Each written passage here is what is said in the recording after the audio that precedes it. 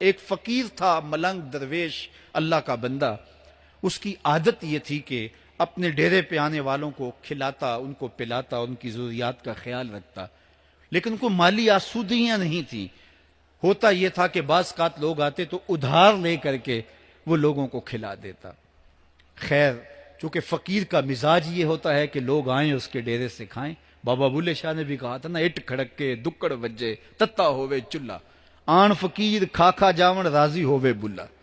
یہ فقیروں کا مزاج ہے. تو جو بھی آتا اس کے ڈیرے سے کھاتا، اور وہ ادھار اٹھا اٹھا کے لوگوں کی ضروریات کو پورا کرتے رہتے. وقت آخر آ گیا، جن لوگوں نے ادھار دیا تھا وہ سارے تقاضا کرنے آ گئے. اب بابا جی کو کیا فکر لاحق ہے کہ یہ میرے مہمان اور میں ان کو کچھ پیش کرنے کی صلاحیت نہیں رکھتا. ایک بچہ تھا، وہ کچھ سامان بیچ رہا تھا، پتیسا بیچ رہا تھا یا کوئی اور چیز بیچ رہا تھا. اس نے گلی سے گزرتے ہوئے آواز لگائی، خادم کو کہا سے بلا کے لاؤ.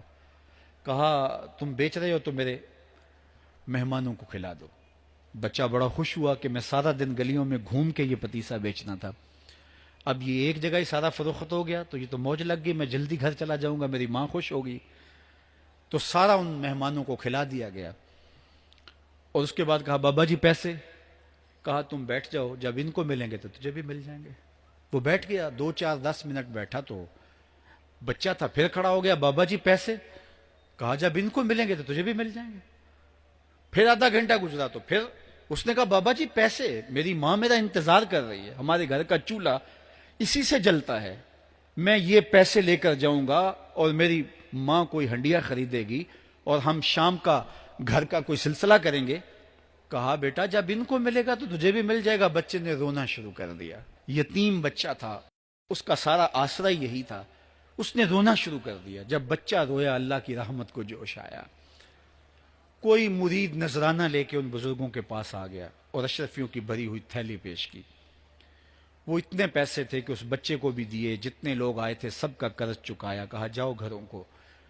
تو سب نے کہا بابا جی ہم صبح سے بیٹھے ہوئے تھے تو یہ نذرانہ دینے والا صبح سے نہیں آیا تو اب کیسے آ گیا؟ کہا صبح سے تمہارے اندر کوئی رونے والا نہیں تھا، ایک رونے والا آیا تو باقیوں کا بھی کام بن گیا. بعض اوقات کسی ایک شخص کی وجہ سے باقیوں کی خطائیں بھی معاف ہوتی ہیں.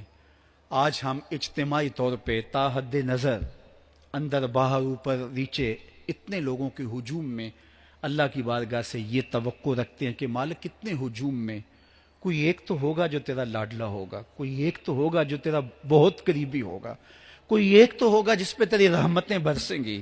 تو مالک اس کے صدقے سے ہماری خطائیں بھی معاف کر دے، ہمارے گناہ بھی معاف کر دے. کوئی ایک رونے والی آنکھ مل گئی تو باقیوں کا بھی کام بن جائے گا. اٹھ فریدا ستیا تے میلہ ویکھن جا، وت کوئی بخشیا مل جاوے تے توں ہی بخشیا جا.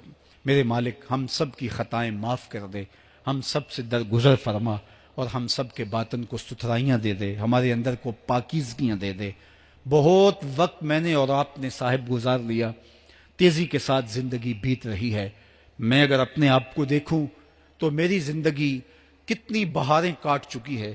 اگر آپ اپنے آپ کو دیکھیں، کوئی 60 سال، کوئی 20 سال، کوئی 25 سال، زندگی تیزی کے ساتھ گزر رہی ہے. بندہ جب سوچتا ہے کہ میں 40 سال کا ہو گیا ہوں تو آگے میری زندگی کے اگر 30 سال بھی ہیں تو 30 سال تو کافی ہیں، لیکن وہ پیچھے اگر پلٹ کے دیکھے تو 40 سال یوں گزر گئے جس طرح چٹکی بجائی جاتی ہے.